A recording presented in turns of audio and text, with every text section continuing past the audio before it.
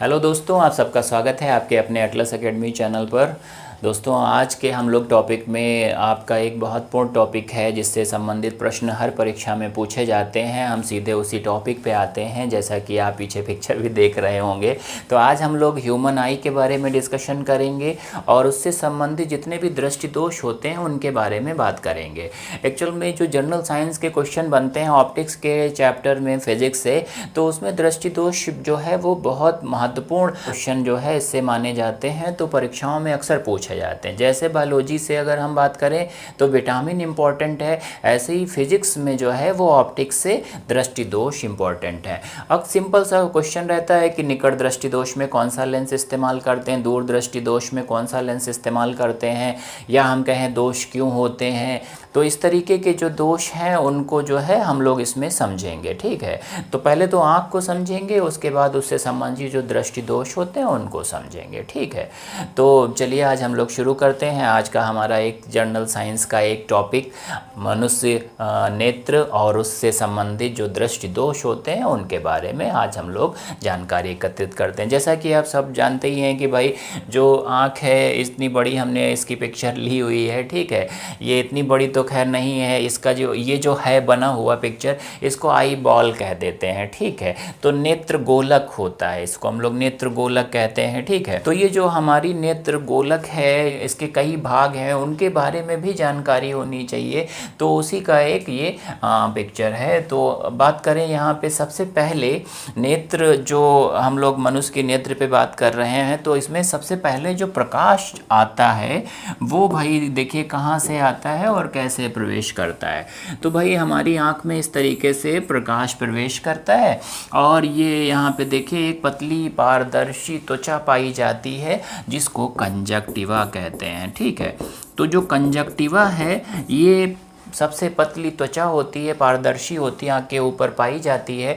उसके नीचे जो है एक जो भाग है जो दिख रहा है यहाँ पे, उसको कॉर्निया कह रहे हैं। कॉर्निया जो है वो क्या करती है कि भाई दूसरा ऐसा भाग है जिससे प्रकाश प्रवेश करता है, मतलब कंजक्टिवा के बाद कॉर्निया का नंबर आता है।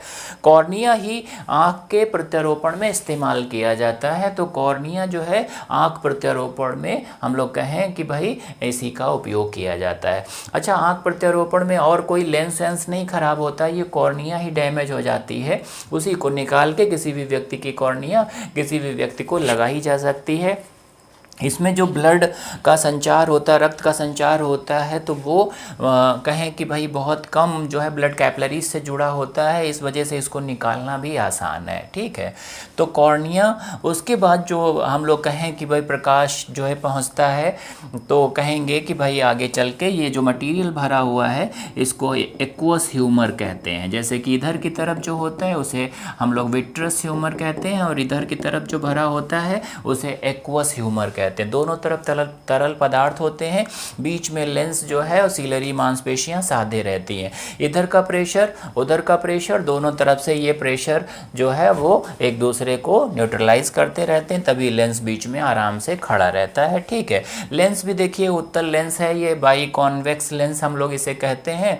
इसको सीलरी मांसपेशियां पकड़े रहती हैं। अच्छा, जब प्रकाश की ज़्यादा मात्रा हमारी आँख तक पहुँचती है तो क्या है, देखिए एक प्यूपिल होता है, उसको हम लोग देखिए ये प्यूपिल यहाँ पे, इसको हम लोग कह रहे हैं प्यूपिल, जिसे नेत्र तारा कहते हैं। और बीच में देखिए इस तरीके का जो ये इसमें रंगा पदार्थ भरा होता है, पिगमेंटेड मटेरियल भरा होता है, इसको आइरिस कहते हैं।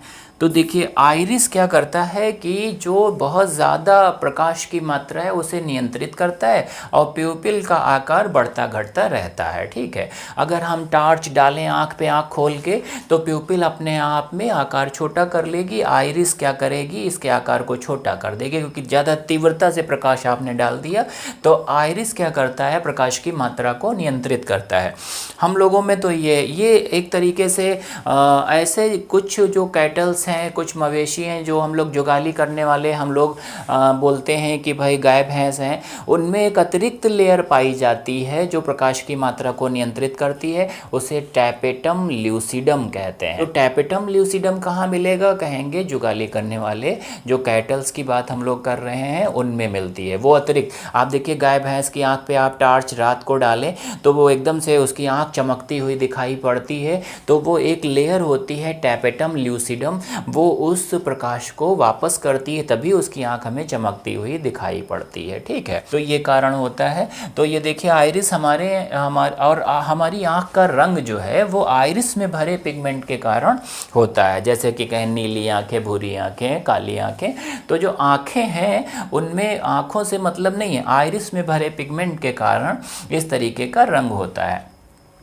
फिर हम लोग आगे बढ़ेंगे तो लेंस मिल जाएगा। लेंस मैंने कहा इसको सिलेरी मांसपेशियां पकड़े रहती हैं, बाई कॉन्वेक्स लेंस होता है। कॉन्वेक्स लेंस हमेशा अगर हम लोग कहें कैसा प्रतिबिंब बनाएगा, तो इसका जो प्रतिबिंब बनता है वो उल्टे और वास्तविक प्रतिबिंब बनते हैं रेटिना पे। जैसे कि कोई व्यक्ति इसके सामने इस तरीके से भाई खड़ा है हम लोगों की आँख के सामने, तो देखिए इसका प्रतिबिंब जो है वो इस तरीके से बनेगा, देखिए उल्टा और वास्तविक, ये रेटिना पे बनता है। ठीक है, और इसी उल्टे प्रतिबिंब को लेके ऑप्टिक नर्व मस्तिष्क तक पहुंचती है, वहां ये इसको सीधा कर लिया जाता है, इसको ही ऑप्टिकल क्याज्मेटा बोलते हैं। तो ऑप्टिकल क्याज्मेटा ऑप्टिक नर्व के द्वारा होता है, और ये जो प्रतिबिंब बनते हैं वो रेटिना पे बनते हैं। आँख का सबसे अंदरूनी भाग रेटिना होता है, ये सबसे संवेदनशील भाग होता है, इस पे सेंसरी सेल पाई जाती हैं। सेंसरी सेल जो है वो दो प्रकार की होती हैं, जिन्हें रॉड के आकार की होती हैं उन्हें रॉड सेल कहते हैं, जो कोन के आकार की होती हैं उन्हें कोन सेल बोलते हैं।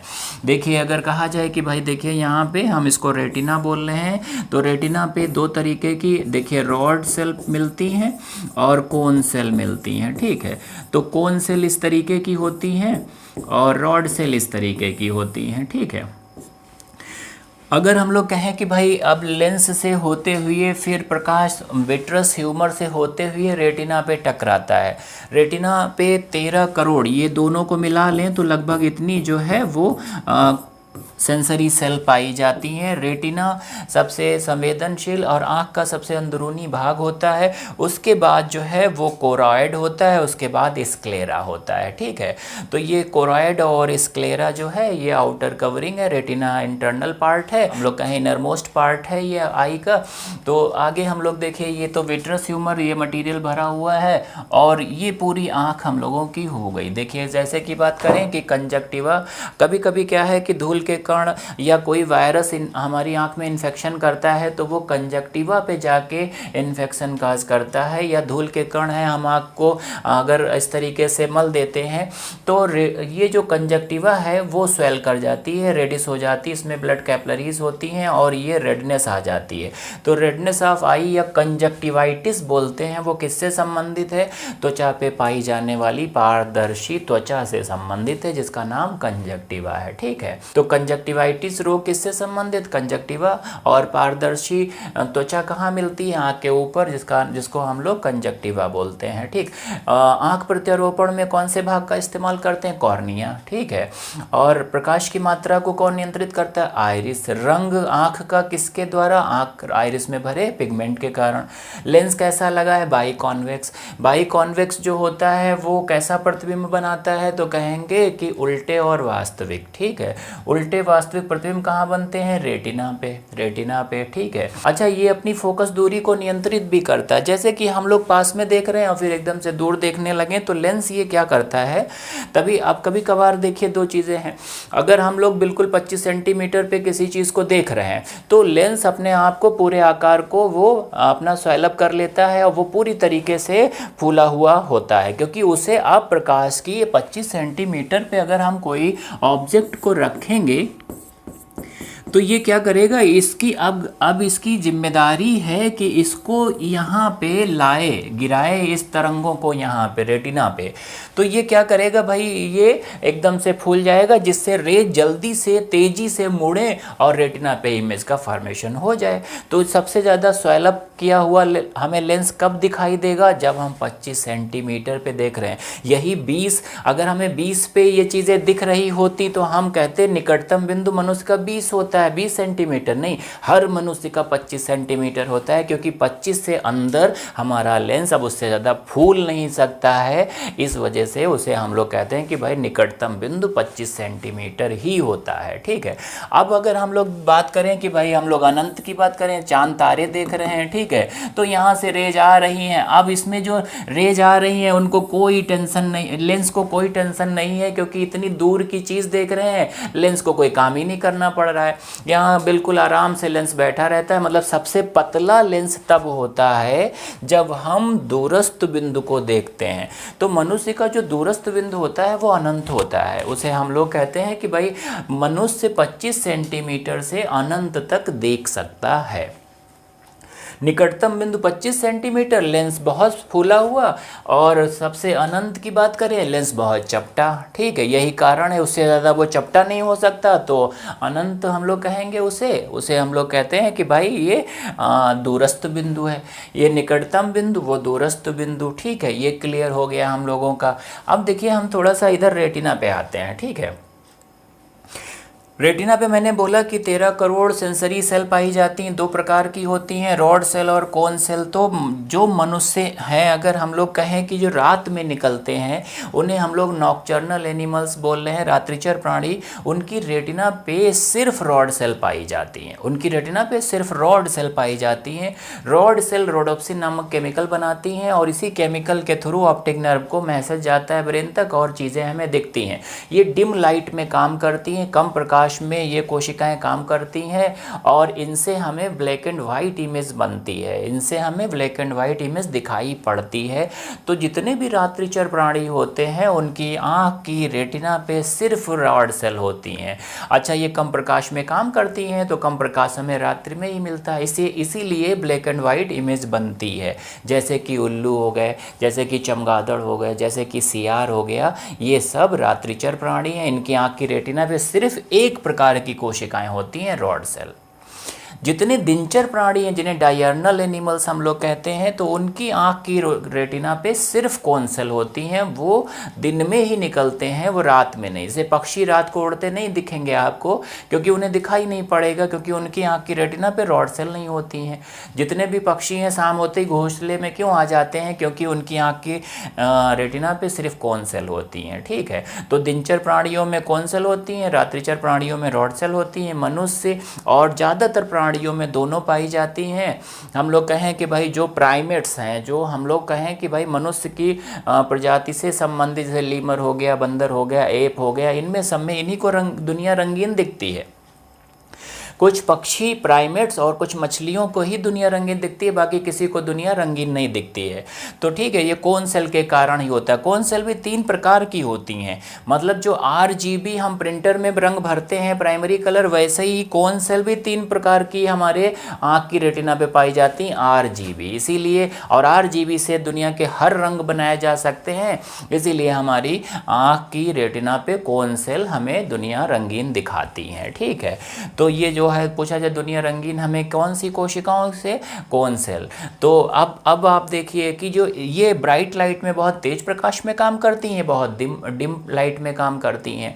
जैसे ही हम लोग दोपहर में, अगर कहा जाए कहीं बहुत अंधकार वाली जगह में प्रवेश करते हैं, बहुत तीव्र प्रकाश से बहुत कम प्रकाश में, तो आप देखिए हम लोगों को दिखना थोड़ा सा जो है वो कम हो जाता है। जैसे ही हम तीव्र प्रकाश से अंदर आते हैं तो अंदर हमें कुछ नहीं दिखता, फिर हमें कुछ समय लगता है, 1-2 मिनट, तब जाके हमारी बॉडी में एक्चुअल में होता क्या, यहाँ पे आइडोप्सिन केमिकल बन रहा होता है, तीव्र प्रकाश में हम घूम रहे होते हैं, फिर हम एकदम से रॉड सेल पे आते हैं, तो इसके काम को यहाँ ट्रांसफ़र किया जाता है, भाई कम प्रकाश हो गया, अब आप संभाल लो।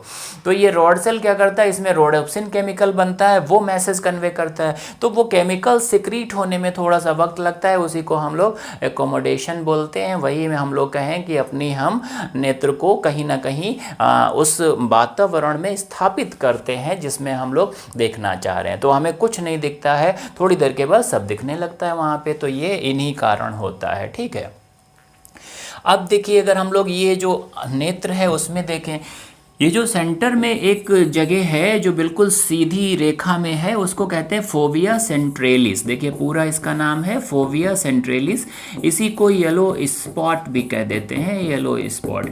अब देखिए फोविया सेंट्रेलिस सबसे बिल्कुल सेंटर में एक पोर्शन है रेटिना का, इसको पीत बिंदु कहते हैं, फोविया सेंट्रेलिस कहते हैं। रेटिना का सबसे संवेदनशील भाग होता है, इसीलिए सबसे पहले इमेज का फॉर्मेशन यही होता है।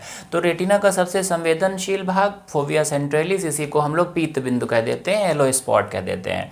जहाँ से ऑप्टिक नर्व निकल रही है, अगर हम लोग देखें यहाँ से, ये देखिए ऑप्टिक नर्व निकल रही है, ये तो येलो स्पॉट हो गया, इसको कहते हैं। यहाँ पे सेंसरी सेल कम पाई जाती हैं क्योंकि ऑप्टिक नर्व ये मैसेज लेके ब्रेन को जा रही है, ठीक है। तो यहाँ पे इमेज का फॉर्मेशन कम होता है या होता ही नहीं है उसको, इसीलिए इस पॉइंट को कहते हैं ब्लाइंड स्पॉट। इसको कहा जाता है ब्लाइंड स्पॉट।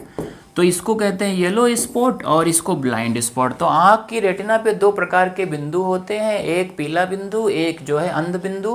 पीला बिंदु सबसे संवेदनशील भाग होता है, अंध बिंदु असंवेदनशील भाग होता है। बस ऐसे याद रखें, ठीक है।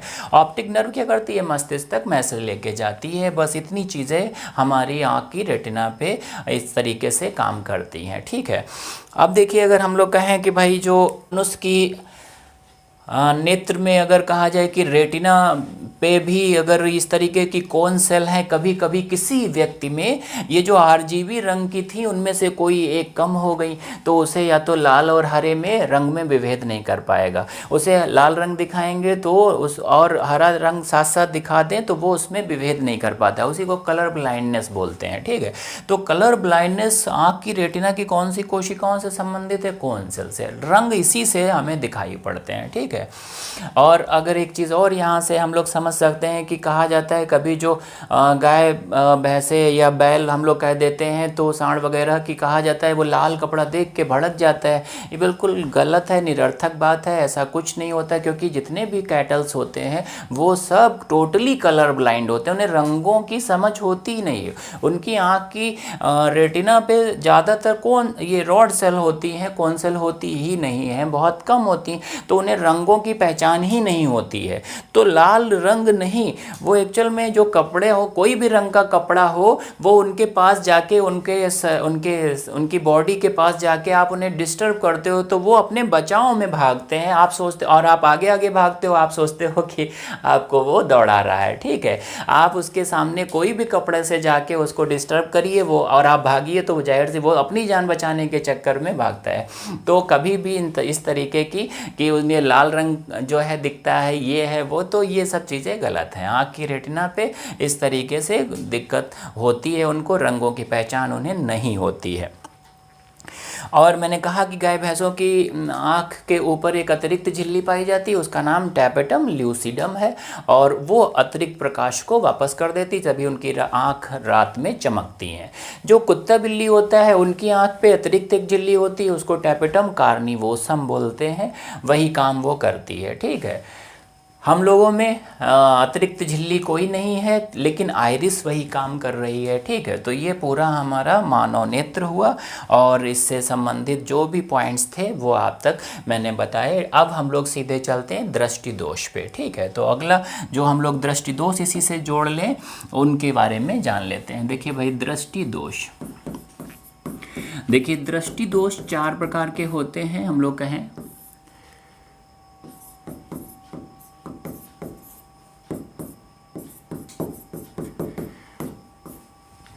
तो विजन डिफेक्ट की बात करें तो भाई 4 प्रकार के हैं। सबसे पहला हम लोग ले लेते हैं, उसे कहा जाता है निकट दृष्टि दोष। निकट दृष्टि दोष, निकट दृष्टि दोष की बात करें इसी को हम लोग नियर साइटेडनेस बोल देते हैं, नियर साइटेडनेस। इसी को मायोपिया कह देते हैं, मायोपिया। ठीक है, तो ये इसके नाम हो गए। इसमें होता क्या है इसको समझें। अक्सर हम लोग किताबों में देखते हैं तो उसकी परिभाषा समझ नहीं आती, दिक्कत क्या हो जाती है। तो आप समझे, निकट दृष्टि दोष में निकट की वस्तुएं साफ साफ दिखती हैं, दूर की वस्तुओं को देखने में कठिनाई होती है, क्योंकि प्रतिबिंब रेटिना के निकट बन जाता है और जो लेंस की जो गोलाई है और उसकी अगर हम लोग कहें कि जो क्षमता होती है, पावर होती है, वो बढ़ जाती है और फोकस दूरी कम हो जाती है। यही कारण है कि हम लोग इसमें उपचार स्वरूप अवतल लेंस का उपयोग करते हैं। अवतल लेंस की क्षमता ऋणात्मक होती है। हम लोगों की आंख में अक्सर जो है वो ये दिक्कत आती है, निकट दृष्टि दोष अक्सर लोगों को प्रभावित करता है। ठीक है, तो ज़्यादातर दोष यही हम लोगों को दिखाई पड़ता है। तो देखिए एक रे डायग्राम हम लोग बना रहे हैं, उस हिसाब से समझते हैं। देखिए ये लेंस है, ये रेज आ रही थी, अब ये रेटिना पे ना फोकस करके रेटिना से नज़दीक ही जो है वो यहाँ पे कहा जाए कि भाई ये मर्ज कर गई, आपस में मिल गई यहाँ पे। ठीक है, तो ये देखिए अगर कहा जाए कि अब इसकी लेंस की भाई गोलाई बहुत ज़्यादा जब बहुत बढ़ रही थी तो यहाँ पे ये तरंगे मिल रही थी, अब उससे ज़्यादा कुछ हो गया होगा, यही दोष हो गया। ठीक है, तो अगर कहा जाए इसकी गोलाई बढ़ गई, इसकी पावर बहुत ज़्यादा बढ़ गई, और पावर बढ़ गई, गोलाई बढ़ गई, और फोकस दूरी देखिए यहाँ से यहाँ तक होती है, अब यहाँ से यहाँ तक रह गई तो कम हो गई, फोकस दूरी कम हो गई। तो पावर बढ़ गई, गोलाई बढ़ गई, फोकस दूरी कम हो गई, इसी को हम लोग, और प्रतिबिंब कहाँ पे बन गया, रेटिना के निकट बन गया। इसी दोष को हम लोग कहते हैं निकट दृष्टि दोष। उपचार स्वरूप हम लोग क्या कर देते हैं, देखिए उपचार इसका समझ लें भाई। देखिए यहाँ पे हम लोग एक अतिरिक्त लेंस लगा दे रहे हैं, ये तो लगा हुआ है हम लोगों का। अब ये तरंगे जब आएंगी इस तरीके की, तो ये देखिए ये डाइवर्जिंग लेंस लग गया। ठीक है, अब ये यहाँ पे तरंगों को मिला देगा। ठीक है, तो ये डाइवर्जिंग लेंस को ही हम लोग कहते हैं अवतल लेंस। अवतल लेंस की क्षमता और फोकस दूरी जो है वो कॉनकेव लेंस हम लोग कहते हैं। तो कॉनकेव लेंस की क्षमता और पावर जो है वो निगेटिव होती है। तो कभी किसी को अगर लेंस निगेटिव लगा है, समझ जाइए उसका दोष जो है निकट दृष्टि दोष है। अच्छा, किसी का पावर पूछिए कि भाई आपके चश्मे का क्या पावर है, उसने बोल दिया निगेटिव इतनी वैल्यू, इतने डायोप्टर की, आप समझ जाइए कि उसको निकट दृष्टि दोष है। निकट दृष्टि दोष में हुआ क्या, लेंस की गोलाई बढ़ गई, क्षमता बढ़ गई, फोकस दूरी कम हो गई, और प्रतिबिंब कहाँ बन गया, रेटिना के निकट बन गया। इसी को हम लोग निकट दृष्टि दोष बोलते हैं। उपचार स्वरूप कौन सा लेंस लगाते हैं, अब देखिए क्षमता बढ़ी हुई है, पावर बढ़ गई है, इसीलिए नेगेटिव लेंस लगाया जा रहा है उसी क्षमता को मेंटेन करने के लिए। ठीक है, तो निकट दृष्टि दोष ये होता है। कौन सा लेंस उपचार स्वरूप लगाते हैं, अवतल लेंस। इसी को हम लोग थोड़ा सा जो है आगे बढ़ा लेते हैं, कहेंगे दूर दृष्टि दोष के बारे में बात कर लेते हैं। दूर दृष्टि दोष, देखिए दूर दृष्टि दोष में क्या होता है, इसे कहते हैं हाइपरमेट्रोपिया। जो हाइपरमेट्रोपिया है इसी को हम लोग फार साइटेडनेस बोल देते हैं, फार साइटेडनेस। अब दूर दृष्टि दोष जो है इसमें क्या हो जाएगा, उसको भी लॉजिकली हम लोग समझते हैं। ठीक है, तो इसमें जो रेज होती हैं वो लेंस बहुत चपटा हो जाता है और ये देखिए काम नहीं कर पाता सही से, तभी रेज कहाँ, रेटिना से दूर जाके मर्ज कर जाती हैं। ठीक है, इसमें क्या हुआ, लेंस की गोलाई बहुत कम हो गई, फोकस दूरी जो है, अब देखिए लेंस की जो गोलाई अगर कम होगी तो पावर भी कम हो जाएगा। पावर कम हुआ है तभी तो गोलाई कम हो गई। ठीक है, तो इसकी लेंस की गोलाई चपटापन आ जाता है, गोलाई कम हो जाती है, पावर कम हो जाती है, इसीलिए, और पावर हमेशा फोकल लेंथ की इन्वर्सली प्रोपोर्शनल होती है। ये हम लोग मीटर में कहेंगे, ये डायोप्टर में होता है, ये फार्मूला होता है। ठीक है, लेंस की क्षमता बराबर 1/, फोकस दूरी, ये मीटर में, डायोप्टर में। तो ये देखिए ये अगर बढ़ेगा तो ये घट जाएगा, सिंपल सी बात है, ये घटेगा तो ये बढ़ जाएगा।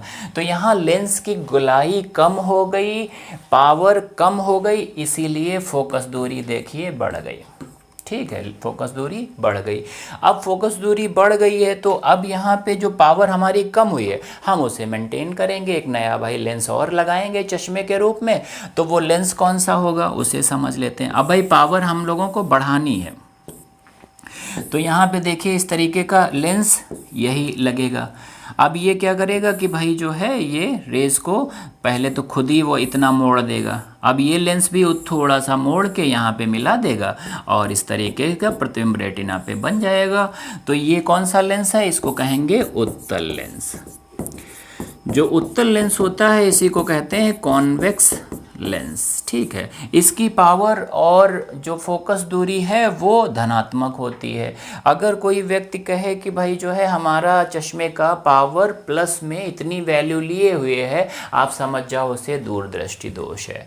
जो दूरदृष्टि दोष जो है वो थोड़ी आयु के बाद जो है ये लोगों को प्रभावित करता है, लेकिन जो निकट दृष्टि दोष है वो अक्सर लोगों को प्रभावित करता है। तभी आप देखें लोगों के चश्मे का पावर अक्सर माइनस ही आपको बोलते हैं। ये कुछ आयु के बाद, एक थोड़ी हम लोग कहें वयस्क होने के बाद ही ये दोष दिखाई पड़ते हैं। तो दूरदृष्टि दोष में क्या हो रहा है, कहेंगे रेटिना से दूर प्रतिबिंब बन रहा है। अब इसकी परिभाषा क्या होगी, जो हम लोग समझें, दूर की वस्तुएं साफ साफ दिखाई पड़ती हैं और पास की वस्तुओं को देखने में कठिनाई होती है क्योंकि लेंस की क्षमता और गोलाई कम हो जाती है, फोकस दूरी बढ़ जाती है, रेटिना से दूर प्रतिबिंब बन जाता है। उपचार स्वरूप उत्तल लेंस का उपयोग करते हैं, ठीक है। हम लोग तीसरा ले लेते हैं दोष। देखिए जो तीसरा दोष है ये वृद्धों में होता है, जो बूढ़े लोग हैं उनमें होता है। इसे कहा जाता है प्रेसबायोपिया। प्रेसबायोपिया ये बूढ़े लोगों में होता है। 60 से अधिक की आयु के लोगों में अक्सर ये दोष देखने को मिलता है। इसमें सीलरी मांसपेशियां जो लेंस को पकड़े हुए थीं वो निष्क्रिय होने लगती हैं मांसपेशियां, तो लेंस अपनी जो फोकस दूरी है वो नियंत्रित नहीं कर पाता है, तो उसकी फोकस दूरी जो परिवर्तनशील थी वो अब निश्चित होने लगती है। उसी को दोष को हम लोग कहते हैं प्रेसबायोपिया। इसमें ना नज़दीक की चीज़ें दिखती हैं ना दूर की दिखती हैं, तो हम ये भी कह सकते हैं कि प्रेसबायोपिया में निकट दृष्टि दोष और दूर दृष्टि दोष दोनों हो जाते हैं। तो सीलरी मांसपेशियों की निष्क्रियता से वृद्धों में ये दोष होता है। इसमें ना पास की चीज़ें दिखती हैं ना दूर की दिखती हैं, इसीलिए इसमें उपचार स्वरूप दोनों लेंस लगाए जाते हैं। दोनों लेंस लगाने से इस एक कंप्लीट जो लेंस बनता है उसको बाईफोकल लेंस कहते हैं। द्विफोकसी लेंस उपचार स्वरूप लगाया जाता है, ठीक है। तो जो द्विफोकसी लेंस है उसको हम लोग देखें इस तरीके से। तो देखिए इस तरीके का जो है वो हम लोग मिलेगा कि भाई ये तो अंदर की तरफ जो एक लेंस लगा होता है उसको हम लोग कहते हैं कि भाई वो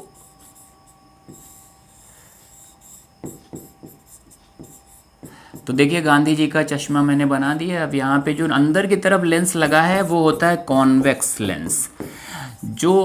अब जो कॉन्वेक्स लेंस है इसको हम लोग कहते हैं कि भाई ये किसमें लगता है, कहेंगे कि दूरदृष्टि दोष के लिए है। और ऊपर वाला जो लेंस होता है वो कॉनकेव लेंस होता है, हमेशा कॉनकेव लेंस। तो कॉनकेव लेंस ऊपर लगा होता है, नीचे की तरफ कॉन्वेक्स लेंस लगा होता है। इन दोनों को मिलाने से हम लोग जो कहते हैं उसे कहते हैं बाईफोकल लेंस। बाईफोकल लेंस को कहते हैं द्विफोक्सी लेंस। तो प्रेसबायोपिया जो है या जरा दृष्टि दोष किन्हें होता है, तो कहेंगे वृद्ध लोगों में ये दोष पाया जाता है। इसमें सीलरी मांसपेशियां निष्क्रिय हो जाती हैं जिससे लेंस अपनी फोकस दूरी को नियंत्रित नहीं कर पाता है, जिसके परिणाम स्वरूप व्यक्ति को निकट की भी वस्तुएं और दूर की वस्तुओं को देखने में कठिनाई होती है। इसलिए दोनों लेंस एक चश्मे में लगा के उनको दे दिया जाता है। जब वो पास की चीज़ें देखते हैं तो नीचे वाले से देखते हैं, जब वो दूर की चीज़ें देखते हैं ऊपर वाले से। इस तरीके से ये डिज़ाइन किया जाता है, ठीक है। तो आप देखेंगे अगर एक चश्मे में दो लेंस हैं तो आप समझ जाइए बाईफोकल लेंस लगा हुआ है, ठीक है। आखिर में एक और भाई दृष्टि दोष है, उसको कह रहे हैं अबिंदुकता। इसको कहते हैं एस्टिग्मेटिज्म। तो एस्टिग्मेटिज्म जो है इसमें क्या होता है, इसमें लेंस का कर्वेचर जो है वो थोड़ा सा जो है प्रभावित हो जाता है। ये किसी आयु के लोगों में अक्सर ये जो बच्चों में भी दिखाई पड़ जाता है, मोटा लेंस लगाए होते हैं, उसके चश्मे में आप देखें तो उनकी आंखें बड़ी फूली फूली सी दिखाई पड़ती हैं, सिलेंड्रिकल लेंस लगाए होते हैं इस वजह से। इसमें क्या होता है कि अगर क्षैतिज तल और ऊर्ध्वाधर तल को एक साथ देखने की कोशिश की जाती है जब, तो ऊर्ध्वाधर तल में देखने में कठिनाई होती है, क्योंकि लेंस का कर्वेचर जो है प्रभावित हो जाता है।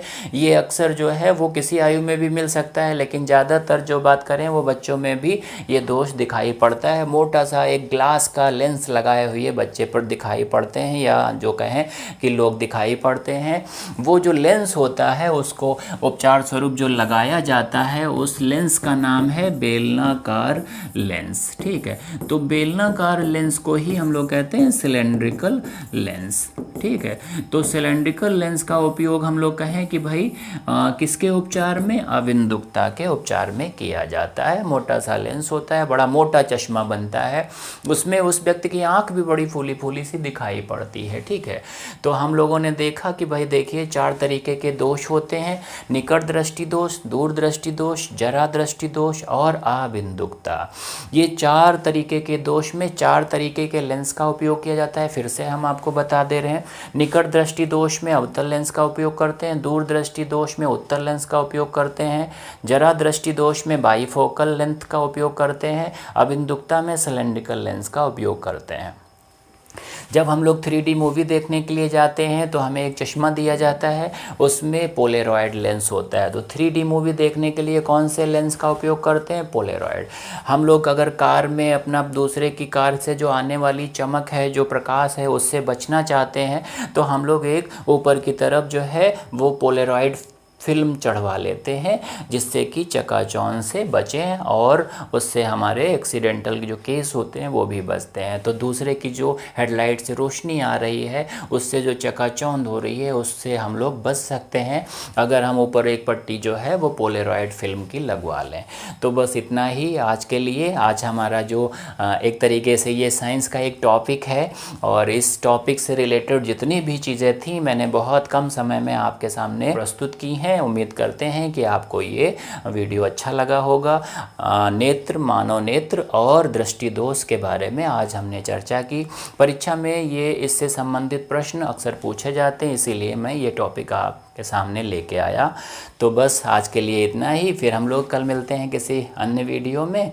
तब तक के लिए आप सब अपना ख्याल रखें और आप सब अपना पढ़ाई करते रहें, क्योंकि अभी भी आपके पास जो 2-3 दिन मिले हैं उनसे आप और अच्छा कर सकते हैं। ठीक है, अभी भी समय है, आप अपनी पढ़ाई को गति देते रहें। ठीक है, आप सब अपना ख्याल रखें। ठीक है, धन्यवाद, आप सबका बहुत बहुत धन्यवाद।